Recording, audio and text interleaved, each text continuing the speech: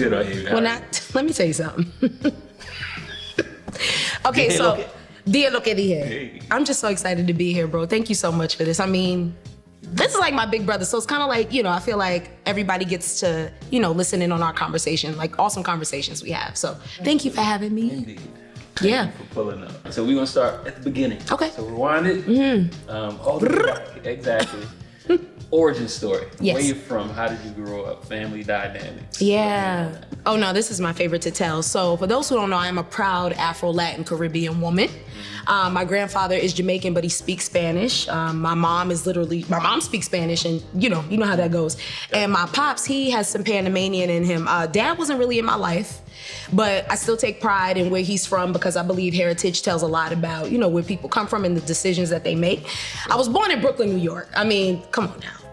Brooklyn on everything. I hear it because even the way your volume has picked up, it it's did. like, oh, it's Brooklyn. New Yorkers get like, the decibel just gotta go up. But I'm born in Brooklyn, New York, oldest of five siblings. And when I tell you I love my family, family has everything to do with, again, the decisions I make, how I move. I believe in strong family units to the best of your ability. You know, we can't control what we can't control. Sure. But from Brooklyn, oldest of five, love my family, man. And now I'm in Charlotte. I'm 29 now, moved to Charlotte. My mom moved us when I was 13. And so the Queen City is home. I love it. I feel like I lived in the best of two cities, Brooklyn and now Charlotte. So I love it here. No. Yeah. So in the sibling ranking, where do you fall? Yeah, so I'm the oldest. So 29, and then my sister is 27, and then my brothers are 24, 18, and 16. So yeah, big family. We roll deep. Well, if I roll deep, yeah, it's a whole lot of yeah, it's a whole lot of this, really. Yeah. No. Yeah. How is that like for you? Yeah. So I'm next to the youngest. I have an older sister, older brother. What does the life of the oldest sister look like?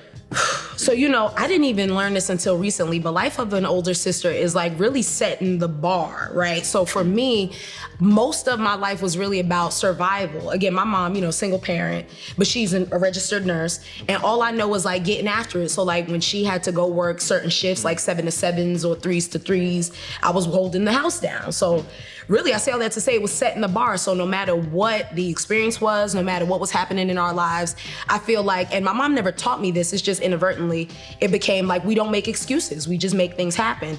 And even now with all the awesome things happening in my life, it's so funny that my brothers are like, oh, I wanna do that, or like, that's so cool. And it's funny because I never led with those things. For me, it was just about not going backwards from where we come from.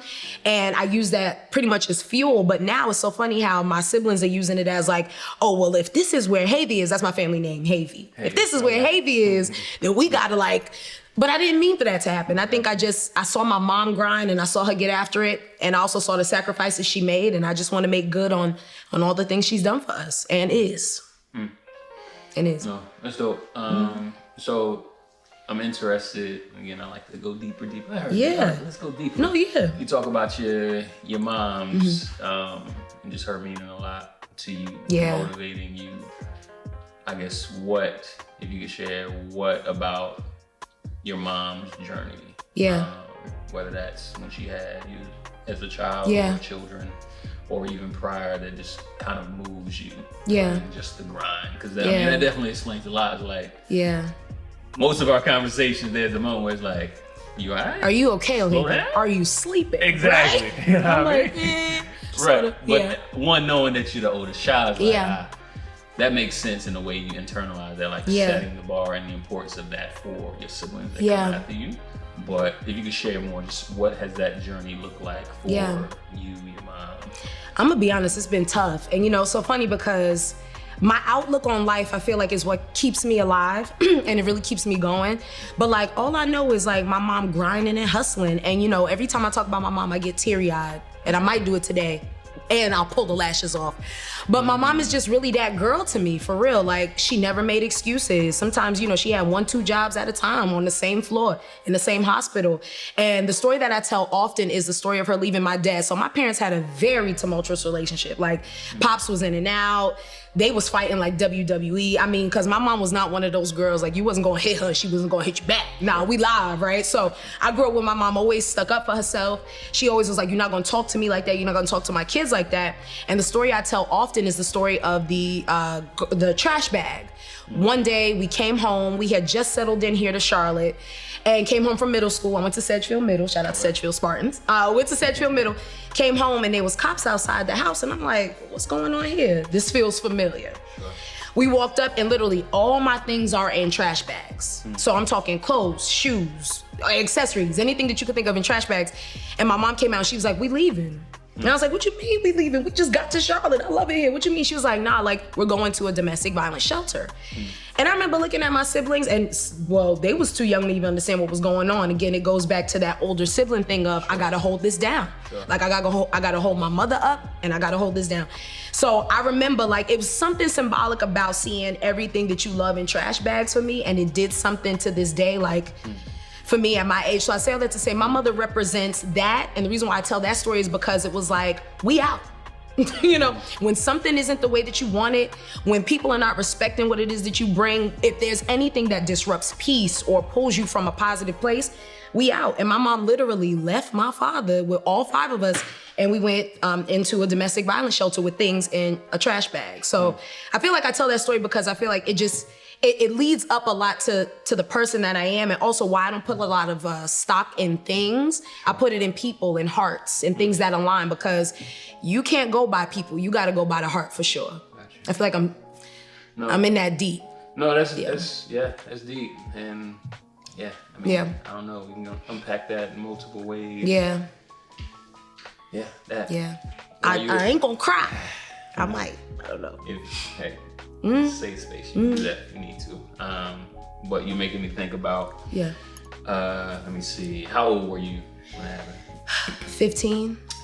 14, 15. Mm-hmm. So, since we're being transparent, how old was I? I think I was 16 or 17 when trash bags were pretty much in the middle of the night-ish. Yeah. My mom, myself, and my younger brother went from North Virginia, traveled here to Charlotte to stay with my uncle and my aunt over the summer for, I just sum it up as just not being safe. Yeah. And not feeling safe. 100%. Yeah. So we spent the summer here, and we eventually went back at the advisement of some counselors with my mom.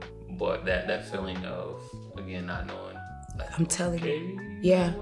All right. You know what I mean? Yeah. But at the same time, again, of me and my younger brother who were still in the house, obviously I was the oldest. Yeah. And still just understanding, and also very much top of my mind was make sure mom's good. You know what I mean? When I tell you, I feel that. So, yeah. No, legit feel that. And to this day, I mean, life, everything that happens in life very much snowballs and carries over to how you move and things of that nature. So that dynamic, and as you talk about things that disturb your peace, like I see that in you. It's like, Ohavia ain't got no time. Ohavia don't.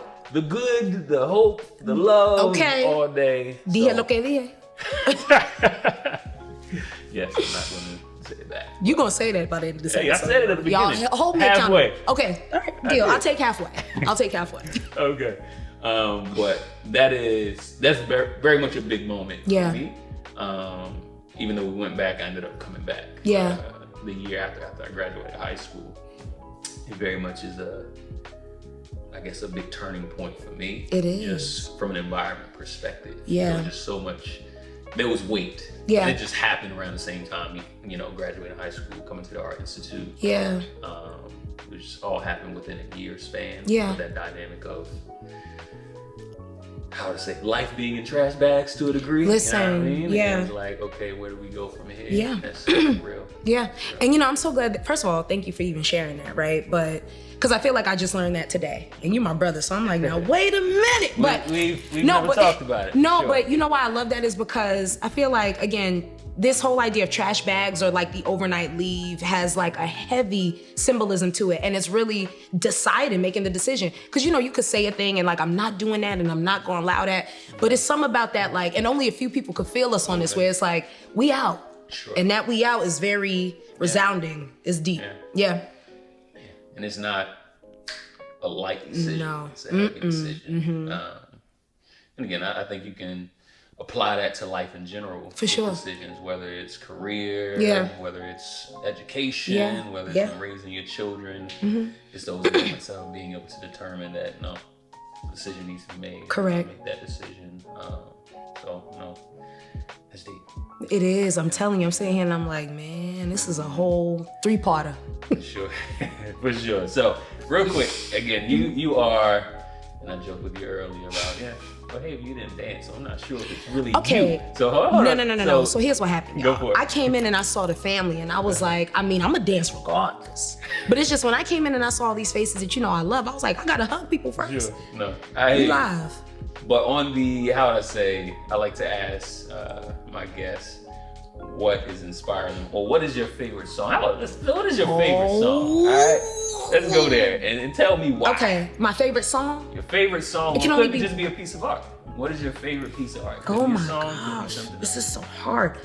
Okay, I'm gonna just go by what I listen to every morning, and I'm not even kidding, Day. So my favorite song ever is All About the Benjamins. All About the Benjamins. I know it word for word. If like somebody was like, Ohavia, you gotta save a whole building, they're being held hostage and you gotta sing All About the Benjamins word for word. I'm gonna save the whole world. I'm gonna save the building, I'm gonna save the block. That's my song. So, proof. Okay, what y'all wanna do? Wait, you want me to do Lil' Kim? Your favorite verse from your favorite song. Wanna rumble with the B, huh? Throw a hex on the whole family. Dressing all pink like the omen. Hey. Have your friends singing, this is for my homies. And you know me for making yikes so sick. Floss on my 6 for the Lex on the wrist. If it's murder, you know she wrote it. My mom may be watching. Oh, my mom may be watching. No, you want to feel the room because it's platinum coated. All right, that's good. Because my mom will watch this and be like, Yo, so that leads me to, I wanted to ask you about performing because and I speak for myself as an artist, is like, and again, I can be very low key. Naturally, I'm more introverted. I like to observe. But I'm also a performer. And I think a lot of times people think because I show up in a certain way on stage that's how I am full time. And what I had to learn about you is like, Ohavia is right here all the time. You know what I mean? Every day, all the time. But the question is there another level if Ohavia is performing? Because again, I feel like you freestyled before anything. So I don't know. Is there another level to Ohavia? I'm gonna be honest. I think that this is the level. I just feel like what happens is there are new people who engage with me and they're like, is this real? And that's a question that I get a lot too, Day, is like, is this real? And I'm like, yeah, because again, when you come from where I come from, like, and this is all you really had was energy, and energy is currency. I don't got time to, it would cost me more to fake, right? It would literally like put me in the withdrawal to fake. So like literally, I'm always on 100. Even when I came in here, I was like, what's up, y'all? Because I was just so excited. And again, it goes back to the origin story of recognizing where I come from. We didn't even have the luxury of having joy. Growing up in Brooklyn, that's a completely different landscape. And so I feel like the best thing that happened is when I moved here, I was able to like for real be and let it be nurtured and nourished. And like, so I'm always on 1,000, always on 100. I probably come, depending on the room I'm in, no full transparency. If I'm feeling like something is off, I'm not gonna come down. I'm gonna just be like, this was a great event. Thanks for the water. Like, I'm out. Thanks for the call, whatever they give. That's funny. And I think I told you this like years ago. Like that was a question of mine. It's like, it wasn't even a question. It's like from afar because I knew of you before we actually met. And again, just my disposition, I was like, too much for me. You know what I get mean? it all the time. Hold on. No, I get it all the time. So, but when we met, it's like, again, it was the back genuine, it's like, too much energy in this room. But again, the genuine nature and just your heart and being able to get to know you better. And now even understanding your why. It's like, big on that. And there's a saying, when it comes to, and I think it can be applied across a lot of things, it's like, you can only, when you're at a deficit and you realize that you don't have, you're more appreciative when you do have. It's true. So it's true. Even with what you share is like, no, I know what bottom looks like. Yes. So I'm appreciating even that step above the bottom, even though it ain't here. You know what I mean? So it's dope. You speaking to me. You speaking. And that's really what it's rooted in, right? Like somebody the other day asked me, what my why is. And it used to be family and all the things. But full transparency, bro, I feel like my why now is I'm not going back to like feeling sad, those feelings of depression, feeling like I don't fit in or I'm unworthy. Instead, like the room is about to adapt or I'll just leave. It's very simple. I feel like a lot of times people who are like extroverts too, right? It's like, I feel like the misconception is we supposed to come in and change the atmosphere. That's not my responsibility. I'm just responsible for coming in and showing the love that I genuinely have for people. Gotcha. So whenever it doesn't match up or aligns, it's nothing to be taken, negatively. It's just more so like, again, my origin and my why is what's fueling it. And if it's in a place where it don't belong, we just move. Yeah. But for some people, it is too much. I mean, like my first year in college, I lost a roommate. She was like, this is too much. Literally. Like I went to stat at 8 a.m., came back, shorty was all moved out. I said, wow. Like she was like, sent a text. So I said it to say, I guess, energy is currency. I think that's the theme I'm picking up on. No, I hear that. You know what I'm saying? And I appreciate it. Yeah. So it's great to, again, know where your joy and where your energy comes from. And I appreciate that. I can value that. So I'm very much interested how that translates to the, what you want to call it, influencer work you do, the personality work, the hosting, your own show and things. And all of that energy, I mean, how did that lead you to what you do? Yeah. So the year was 2015 and I had gotten in with the local newsroom here. See, even 2000. The 2015, the little Kim. Nah, the year was 2015. I had gotten in with a local newsroom here in Charlotte. And, I was written up like 7 times. Like I was written up a lot for little things. Like when I tell y'all, sometimes I look over the write-ups and I'm like, I don't even know what these were for. It was given very much so like, this girl is not doing it the way we want, so how can we scare her into doing it the way we want? Full transparency. And so like after like taking that 2015, 2016, 2017, 2018, I was like, you know what? I gotta leave television news. And the straw that for real broke the camel's back was at the time I met with my news director at that time. I had gone in his office after it felt like write-up number 5. I don't even know at this point. And I said, you know what? I feel like there's a disconnect. I don't know what this is. Like, I wanna do more community stories. Maybe it's me. So I laid out what I wanted to do. I said I wanted to do more community stories. I wanted to do more positive media content. Like, I know we can do this. This man told me, he said, Ohavia, you just don't get it. You don't understand. Like, this is news. You'll never have your own talk show. You'll never be Oprah. Just like, let it go. This is what you're good at. Just fall into place. When I tell you, like, I sat back in the chair and I was like, I'm gonna jump this man. I mean, it was gonna be one of the two. I said, you know what, thank you. And my heart was broken, Dae. I'm not even gonna hold you because for so long I was told with a personality like mine, news was like what you needed to be doing. I mean, of course there was examples like 106 in Park and TRL, but like news was what, well, I come from Caribbeans, it was like that's the way you could quantify energy and all these things working in television. So literally, I went to lunch, never came back, texted him, and I said, thank you so much for everything, and I quit that day. Hold on, what you eat for lunch, though? It was Chipotle. Hey. I still remember to this day, because every time I eat Chipotle, I'd be like, that's the day I quit. Over a rice bowl with chicken, extra chicken. I even double chicken, because I knew I was going to quit. Double chicken. Yeah, I don't know how I was going to make that money back, but I definitely. So it was over Chipotle, and literally the rest was history. Got an LLC in April 2019, and then birthed the O Show. That's funny. That is when I became aware that Ohavia existed. Continue. It was crazy. No, it was crazy. And literally, and that's when I became everybody's favorite barista. So I was working at a coffee house in Charlotte, in Dilworth. Okay. And literally, I was like, the only reason why I'm getting this job is because I still want to people, but I need the freedom to like pick up hosting gigs and all this thing. And I want to be clear, Dae, like hosting and all that, all those gigs and bookings didn't come right away. I feel like that's kind of what I skip over in the story because, it didn't come right away. Like, I remember I had gotten the LLC April 2019, then got into the coffee house to like supplement some income.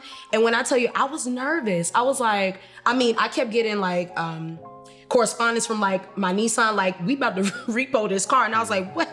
Well, it's given we gonna have to bust a move, and I hope it's legal, right? But seriously, right? That's what I'm saying. So like literally, like it came down to they were threatening to take the car, and I mean all these things there, and I felt like in such a deep depression, a deep sadness, which is so weird to say because I know like, but it really was a really tough 2019 for me because I'm like, I believe in this thing, but I don't know what it looks like.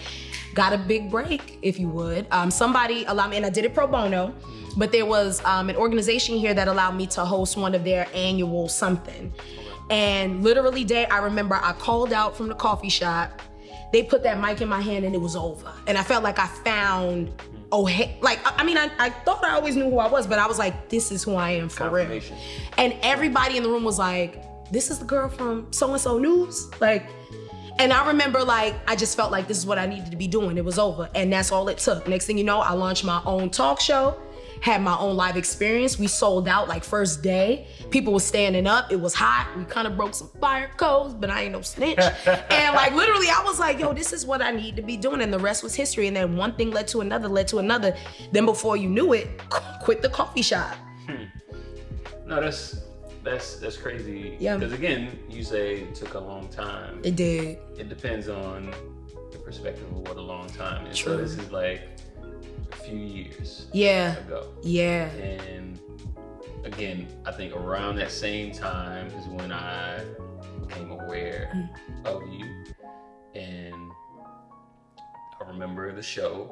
I believe there's a couple guests that I watched. So for me, it's again, as you speak about that, it's like Ohavia not playing. Ohavia's moving, you know what I mean? So it wasn't like 1 year, then maybe a year later, it's like, no, I was on it. Ohavia's moving. So, no. It was a lot too. It was a lot. I remember changing into like if I had a booking that night, I remember changing in the coffee house bathroom, bro. Like, I mean, I'm leaving out with gala gowns, and I mean, people are like, yo, Ohavia. And it's so funny because my coffee house family became a part of that journey too. They'd be like, oh, she got a gig today. And shout out to the managers. When I worked there at the time, it was like, what do you need? I'm like, I gotta go early, you know? And so sometimes just keep my car on the road or keep gas in the car, I would go to work, but I'm changing in bathrooms. But I believed in it so much, I'll do it again, you know? That's dope. So you kind of spoke about offline, you know what I mean? And again, this is another moment in putting it in perspective for me from a time perspective. It's like when 2020 hits, George Floyd hits, and a big moment I remember of you is Leading with Love. Yeah. So give me that journey. What is that? 2020 was interesting. So lost the coffee house gig. Well, I feel like everybody there was a sense of lost period, right? Because we were trying to figure out what to do in this pandemic and also trying to navigate. So lost the coffee house gig. 2020, I'll never forget, it was a Sunday. I was in my room and all these things were happening. George Floyd, Breonna Taylor. I mean, unfortunately, the list was very long at the time. And I remember I just like propped up in my room and I was like, yeah, no, I'm gonna speak my piece, because I noticed that there were some people's favorites, some influencers, you know, and just people who were like everybody's favorites, and they wasn't speaking on what was happening in our world. They were going on showing like their products and their flat tummy tees, and they were showing their boutique outfits. And I'm like, are you like, what's really good? So I propped up the camera and I just went in. And I remember, in for 13 minutes straight. I didn't curse, praise God, but I went in for 13 minutes straight. And I remember when I pressed like in the live, my mom called me and was like, what? It's over for you. She's like, what did you do? I said, Mom, you know, I said what I said. Hence, dije lo que dije. We'll get to that. But I said, Mommy, listen, I said what I said is how I felt. I went to bed with about 5,000 supporters, because at the time, you know, I was focused more on media, so it wasn't on social media. And I went to bed, woke up, 10,000 people had followed me. When I tell you, I said, nah, my account got hacked. Something is strange. And then 10,000 more came in, and then I'm noticing all these numbers, and in all the DMs, it's like, yo, I wanted somebody to say that. We're talking people like Toby, you know, Toby and Fat and Wigway. We're talking like DL Hughley shared it. We're talking like very prominent people, like celebrities. They're like, yo, who is this girl out of North Carolina popping her stuff? And I'm like, oh my gosh. It also, ironically too, brought in a lot of, not hate, that'd be a strong word, but like, okay, but at the end of the day, influencers don't owe communities that. Hence where Lead with Love came in. Gotcha. So Lead with Love was more of a curriculum-based, teaching businesses and communities like, no, nobody owes anybody anything, but if we are buying your merchandise, if we are supporting your shows, if we are spending our money to make sure you straight, but you can't come off that for a little bit to acknowledge that we hurt and we broke and we sad, you can't step in these streets, you can't even donate or give, oh, I'm on you, period. So that's where Lead with Love came into, like, basically, it's a way to teach people in love. I feel like I'm popping up right now because you popping up. I was taken back to that time. Lead with love. Lead with love. Like, for real, like, no, because I was like, there is a way to do this because I love people, and I'm not one to curse or yell and all the things. So how can we teach people in a soft way? Hence, Lead with Love. Also, at this time, businesses and companies were approaching me like, Ohavia, come on in and teach us this. Ohavia, we're seeing some errors that we're doing. Ohavia, we're tone deaf. Come and teach us. And I was like, no, I remember that moment, and I remember we had a You remember that talk, conversation. okay? Exactly. And good. if I had to sum it up, is and again, I feel like you navigate this well. It's the dynamic that how do you remain hopeful? Yeah. How do you believe the best of people? Yeah. While at the same time not enabling, not allowing yourself to be a part of checking of a box to say we've done a Thank thing. you. You know what I mean? Thank you. So I guess, I mean, I remember us having that conversation, but I wonder how has it been for you navigating that? Yeah. I'm gonna be honest, Dae. I feel like you bring out the honesty with this. You bring out the honesty. It's been such a rewarding but exhausting work because, you know, the side of this that a lot of people don't see is like, yes, I'm blessed to work with brands I absolutely adore, but then you begin to see behind closed doors and you're like, ew. Dang, I don't want to wear that no more. I don't want to support that anymore. And so as rewarding as it is, because there are people in very high places who are like, oh, call Ohavia, let's learn and all the things. It's also kind of sad because it's like, that means that before y'all got to me, this was a thing. And even though I created that comfort with businesses and people to approach me, and I always will because I love it, it's still like, this was a thing. You know what I'm saying? So I think that maybe it was, maybe I was naive. I don't know. I'm still dealing with that. That is interesting because that also brings up another conversation we had where, and again, this is, I feel like we very much align in this. Is like we're very hopeful people. Is very much so. Yeah. I feel like there's a great amount of grace that we extend. Yes.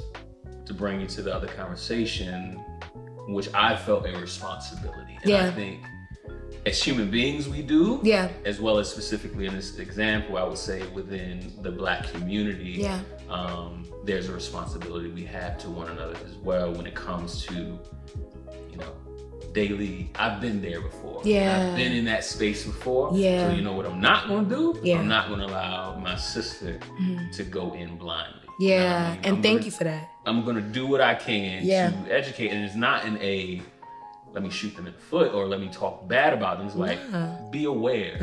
Because I wasn't. At the same time, the reason what really pushed me to have that conversation with you is because I've been in situations where I would say skin folk had somewhat of a conversation like that with me. Where it's like, well, but it was more from a standpoint of, that ain't gonna work. They don't really want it, blah, blah, blah. It's like, thanks for the information, but at the same time, what I felt was lacking was the encouragement that, hey, this is continued work. And where my journey ends with here doesn't mean that yours can't continue. And you can't do things that it just wasn't my place to do with them. So I think there's always a balance to that because a lot of times what is the saying that who knows what it means, throwing out the baby with the bathwater is like, and I think about that with people. It's like, I never want to throw people out. Same. Like, there's no hope for you. No, we share that. I was like, no, you know, my journey may be done here with you. But I really hope that somebody else can get through to you and 100%. actually help you with what you need. Right. You know what I mean? Because I don't want to see nobody fail. And you know, I feel like social media and all the things. Let's talk specifically. This is specifically within diversity, equity, inclusion. Correct, like, hey, can you help bring us up to speed with the life for the Black communities? Like, one, I can't speak for the community, I can speak for me in my experience. And that was included in on this Lead with Love thing, right? Gotcha. Of like, you know, I'm not your Google. No disrespect. but I'm not your Google. And I feel like if we're really talking this whole essence of unlearning to relearn to even serve society or whoever that demo for that business or whatever is, you got to do that work by yourself. And I feel like, again, thank God for, my brothers and sisters who was calling me like, Ohavia, don't you get burned out doing this work, because this work has been here. You kind of just got in there. And, I needed that wake up call because I was not aware, Dae, the whole DEI space. And also not to mention, like, I got thrusted into the work, but there were gardeners in this city that been doing it and put me on the game like, Ohavia, this is not what you think. And when I tell you, Dae, it was not what I thought. I said, well, this has been a good run. Okay, everybody, let's pack up. Because I was like, it's exhausting. It's exhausting. Again, I wholeheartedly believe, and this is where I'll call it like this, is like it's a baton or a relay race. It's like my job is to do my best with my leg. Pass it on. If you feel you're led to continue that race, go for it. And also be aware, like, yo, when your time is up, pass it on in a hopeful manner, not you in for it. It's like, no, encouraging. Absolutely. Because I don't believe, again, I'm not the end all be all. I don't believe you're the end all be all. No. I think this is a collective we supposed to, correct. And make sure that the person who comes after has all that they need to make best decisions and love on people. That's where I'm at. Absolutely. So you've already mentioned your challenge within the news arena. I'm interested in, again, I'm very fascinated with this influencer life online. And again, I can't speak for people, I don't know their heart, but the positioning or the posturing that comes with influencing or being an influencer on social media. So I'm interested, what have been the challenges, but also what do you see as the opportunities for you as well as those who are influencers when it comes to bridge building? When I say bridge building, it's you leveraging your voice, correct, your influence, your power to create opportunities for others. When I tell you, I almost like kick this coffee table over because I'm so excited to talk about this. No, but seriously, first of all, I don't call myself an influencer. If you notice, what do you call yourself? No, well, that's the thing. I allow people to call me whatever because for me, again, the work is about people, the work is about heart, and I only take things that align. So I'm gonna be honest. I remember the first time I was called an influencer, bro. It was on a panel, and I was like, they were like, an influencer. Hey, I said, that's what I am. I said, that's what I am. You put your hands on you no, like I that? said, no, wait a minute. But like, I think for me, it's like, when I think about this whole idea of influence, I feel like only and solely, and I've said this and I will always stand by this, it's about using your platform with purpose. So if there is somebody who says a thing and it is factual, it is actual, and it needs to be broadcasted, to me, and a lot of people would disagree, and that's fine. Come on, bridge builders, and speak your piece. But to me, if you have a platform and if God has blessed you with a platform to say the things and you don't, are you being a good steward? You know what I'm saying? So for me, influencing is not about putting the things on and getting it at a discount. Influencing is not about the numbers. It's not about, what rooms you can get in and what celebrities you can meet. It's all those things, but now how could we bring, I don't know, a Tyler Perry to talk to some black and brown young filmmakers on how he did it? If you got access, make that happen, or try to, right? Or it's how can we bring these people and these entities in high places, how can we bring them to where you are, whatever city you're stewarding, and have them talk to the youth, or have them share some information that can be of an advantage to the community. To me, influence is best used if you are putting other people on. And again, some people would disagree. It's like, Ohavia, I'm not about to give nobody free information. I understand. Maybe that's an Ohavia thing, and that's fine. But did somebody not put you on? Sure. Did somebody not give you free game? Did somebody not open a door for you? Even if it was a crack, that's the best that they could do, So to me, I always see it as, how blessed am I? And I will always be a good steward. And to me, being a good steward is, if somebody needs something and I know it, here you go.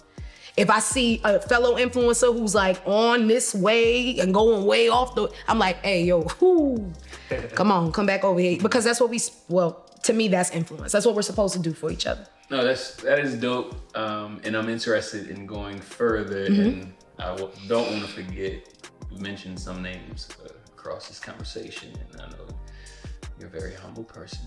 It's not about the people that you get to rub shoulders with. Look, I'm starting to sweat. I'm like, please don't ask me to. But I'm always interested. And again, with your vision for your influence, I think it's even more important to know how that vision has attracted people and put you in places. So I'll start with Stacey Abrams.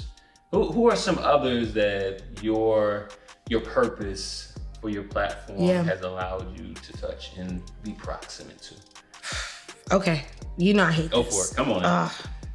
Y'all, I don't want to do this, but I'm gonna do it just for this episode. But Queen Stacey Abrams, former Obama aide Miss Valerie Jarrett. Who else? Oh, I mentioned earlier Tobe Nwigwe, E.T. Thomas, Dr. Eric Thomas. Adore him. He's the bomb. I've been able to get in contact with David Shands. If y'all know that movement, love them. They're cool. And that's all I'm gonna name. But the list keeps growing. Sure. For what I can speak on, the list keeps growing. And I think you understand. I don't ask that to put you up. It's like, I think it's important when you're being purposeful with your platform, that, again, you talk about putting people up on game. It's like, no, you can be quote unquote in society's eyes successful. For sure. With purpose. You can. That is possible. No, it's a real thing, because all these opportunities, bro, with all these celebrities and persons of influence, literally they've all said the same thing. Your energy, the way that you love people, how you're authentically you, like you not putting on this is really who you are. And it's not, I'm not gonna say it's crazy, I'm saying that it makes sense. It's just like seeing it for real when it's been said on the internet, and you hear people saying like, nobody is you and that's your superpower. But it really is. And you're like, oh, this cape is getting longer. And not for me to fly over people, but to show people that it's real. To cover people who don't know what theirs is yet, and show them, like, even if you don't know yet, that you have in you is so valuable and so beautiful. Your time is gonna come, and when it comes, don't you get in these rooms and put on. Absolutely not. You be who you are and you put on for where you're from, but don't put on and change. So, God is just, I'm humble for real, because sometimes I'd be like, how did y'all find me? Like. Gotcha. No, that's dope. Again, the music is in you. Freestyling. Period. The cape flying over. No music. Like, that was a bar, low key. Low key. So as you talk about, your platform or the influencer world that exists around you. Obviously, in the recent years and even now, I think there are things they're trying to make this less of a thing. And when I say this, it's the idea of, it's prominent in TikTok, where young Black girls make up dances and they're, I'll say, appropriated or stolen by white dancers or just people who did not create it. Let's put it that way. And how would I say? Not just the privilege, but their advance, while the person who created, which is typically a young Black girl or guy, is not. Correct. And is not credited. And it's never brought to Front Street unless Black Twitter says, or like, hey, this is hers. Correct. For sure. Correct. For you, have there been any challenges for you in this world where, as again, my wife, she's like, why you always quote me? It's like, because you say good things. Because you say good things, exactly. Wifey. So it's funny, this is years ago, and I understand the logic. She talked about, she put it like this, the internet's racist. And I was like, what do you mean the internet's racist? You know what I mean? But she broke it down. It's like, no, you have to think about, as human beings, we have our bias, we have our blind spots. Thus, we have to think about who is creating the internet in which you navigate. That's good. Not just the platform, the websites, the technology. That's good. And you can't separate them. That's good. Yeah. So it's just like me. If I created something, it's going to carry who I am, what I've experienced, what I haven't experienced. Therefore, if a platform, which you can call it a great equalizer, the internet, has those blind spots, you have to acknowledge that they will exist there as well. So within the influencer realm, have you encountered barriers or bias when it comes to you having a platform in the social media landscape? Yeah, I've had tweets stolen. I've had sayings stolen. I've even had some sayings that I've said made into like whole live LLCs. And at first it hurts because it's like, nah, because y'all don't know the place that I be pulling that from. But then I got to remember, wait a minute, I'm a vessel. What I look like getting upset that somebody stole this thing, I'm a vessel. So, and I knew, and first of all, I think this has to be said, anything that you're doing on the internet, let's just go ahead and skip to the good part, baby. It's free game. Sure. It's free game, respectfully. And that's why we have to be very particular as creatives to only share what we would not mind, if anything, being borrowed, right? So my energy has definitely been, tempered there. But like, for example, there was a tweet that I had tweeted a couple months back, and this celebrity literally took the tweet, cut my face and name off the top and my signature off the bottom, put it up, and they were like, yo, this is the greatest thing ever. And so I woke up, it was on the Shade Room, and it was on all these things, and I'm like, and shout out to like Charlotte, they was like, nah, this is Ohavia's. And Charlotte came through. That's why I love our city so much. They were like, nah, this is Ohavia Phillips. But there's but so much you can do when it gets to a certain point in the machine. So I say all that to say that has always been a challenge, but good thing I got bars for days. Like I'll come up with something, be like, let me not say that because I really like that one. Or sometimes I'm like, nah, you know what? I want people to repeat that. Hence, dije lo que dije. I want you to say that because it's not even about Ohavia saying it's not an Ohavia-ism. It is something for people to hold on to. It's a mindset. It's a heart set. It's whenever I come in a room, I say what I said. Whenever I make a decision, I say what I say. But that's the only part to this internet thing, no me gusta. The stealing, the pretending like somebody reinvented it. When technically we all borrow. We just heard different versions of it and we made it our own thing. But that has been a challenge sometimes. Waking up and seeing it on like major platforms and you're like, well, okay, that's kind of lit though. Yeah, right. Like, thanks. No, I hear that, and again, I consider you a bridge builder, and even as you speak about your vision and your heart behind what you do, to again be able to give free game, and use your platform to connect others to information, people, etc. I consider that again, you are bridge building with your platform. So when you talk about that challenge, it's like. I can imagine the frustrations. Like it's tough, bro. I'm just trying to connect y'all, and that's what I'm saying. I'm giving it for free. But that's what I'm saying. You're stealing from somebody who wants you to have it. That's interesting. That makes no sense to me. I literally that's why we create. I knew what I was getting into when I woke up every morning and was going live, and I said a thing, and then it popped up on somebody's Twitter. Again, I knew what I signed up for. It's just sometimes it's still surprising, but. Take it and be great with it. You know what I'm saying? But also too, I don't know who need to hear this for those who are watching as creatives. The season that I'm in currently is now, okay, if you're noticing that is happening often, now you got to put your platform in a place where you can thrive. What does that look like? So now subscription-based things. So now maybe it's only teaching private classes. So now it's, I don't like the word master class. But maybe it's taking those ideas and thoughts that God has blessed you with and, creating a community. I like that better. Create a community of creatives who want to learn from you, who want to sow into you and give them free game. So no longer giving it freely on the internet. Now figure out ways where not only, you could prosper from the information, but also help others too. So there's a way around it that I'm dealing with currently, but I ain't gonna hold you. Somebody almost got hands a few times. Praise the Lord. No, I'm proud of that. That's kind of where you're heading. Wait, which part? The hands or where I'm headed? Not the hands. Okay. That's your business. That's your business. But when it comes to just, I would say, stewarding and managing your intellectual property. You have to. That's super important.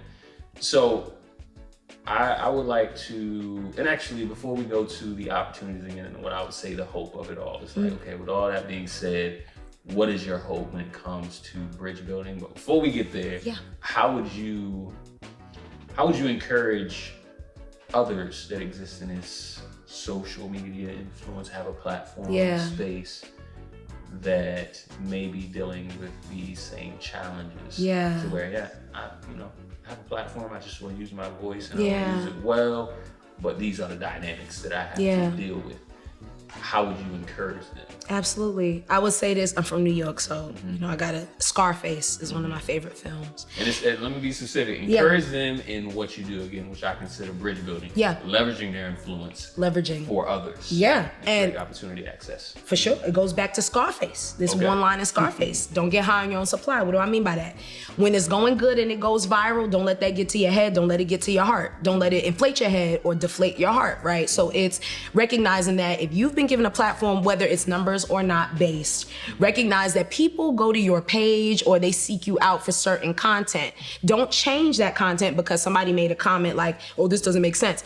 And also don't bend to what everybody is doing or bend in with the trends because you're not seeing that traction. Listen, somebody gonna feel it and somebody gonna hear it. So I think the word of encouragement for me is you were called to do this. You were called for such a time as this.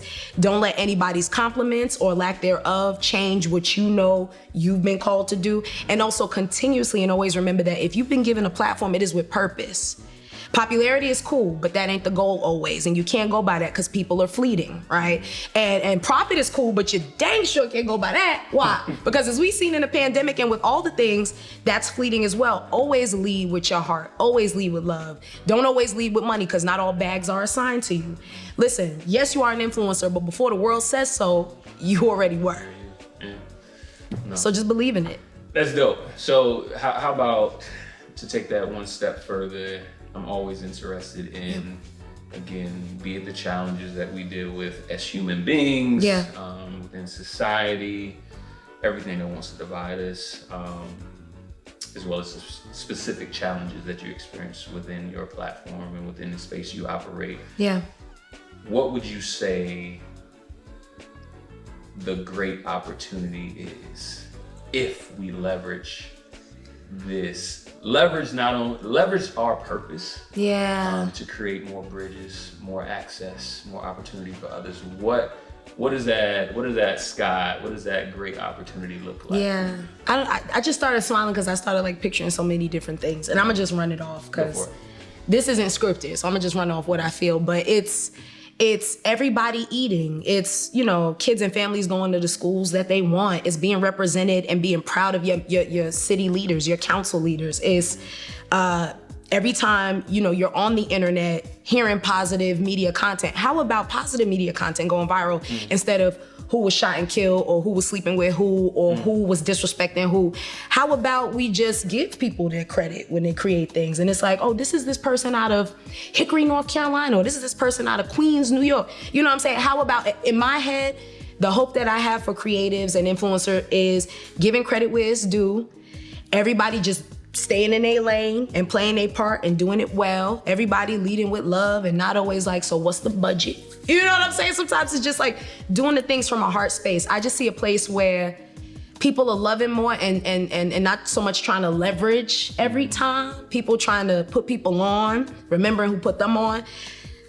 One time somebody said, Ohavia, what you want is like a utopia. Everything would be perfect. Well, yeah. That's my hope, really, is that one day, I really do have this crazy faith, bro, that one day people will really just play their part, and their part, it'll be so well played that the world would just kind of catch on to that energy. And in some crazy way, I believe, one day it could work out. Gotcha. Positive media content and people loving on people. Call me crazy. Hey, I ain't gonna call you crazy. No, I'm just saying. That's dope. And just thinking about what the impact of positivity could be within our society, and obviously with the internet being, I watch news on TV sometimes. I watch it on my phone. Exactly. And so just imagining what that could be back. Yeah. Be like is dope. Yeah. You leading the charge in that. Don't. Oh, I'm gonna cry. I'm proud of you, yo. Absolutely. Indeed. Yeah, keep up the good work. People are listening. People are listening. That's so They're paying attention. And I'm proud of you. Very proud of you. All right. I'm sorry. No, that was so... It's just... We see you. All right. Thank you for that. I promise these are happy tears. Good. Don't make me cry. Ooh, sorry. But I do have a gift for you. Oh, yay! So this is an autographed copy. Hey. Let me go ahead and make sure. Of the Bridgeville. Oh my gosh. I love you, bro. Thank you. Lucky me. This is 52 weeks of pretty much what we've been talking about. Yeah. Like, imagine what could be. Yeah. If we actually changed our mind, changed our perspective about not only how we see ourselves, how we see others, as well as how we engage and how we lead. So I don't think that's something that we just snap our finger and change it. I think that's something that we have to continually invest and learn. Yeah. And hopefully practice. So no. that's for you. Well, can I take this part in your show to give flowers as well? Is that allowed? After you done made me cry with no lash glue. This is your show. No, this is definitely your show. No, but you know what? I told you this day when we met for real in 2019, you came in the coffee house and I was like, I'm gonna say something to him. I don't even know if you remember this. But I said, what is the coffee shop you used to work at? Because I don't remember. Remember People's Market? Oh, yes, I do. I remember People's Market. I don't remember meeting you there, though. No, I walked up to, oh, Lord, Jesus, man. If I walk up to you, you don't remember that. Okay, you know what? Continue, and I'll remember. Y'all, and keep in mind, it was at the whole live creative mornings, and I said, I'm gonna say something to him. And I had made like this cappuccino. I remember small things. Okay. It's me, it's not you, it's me.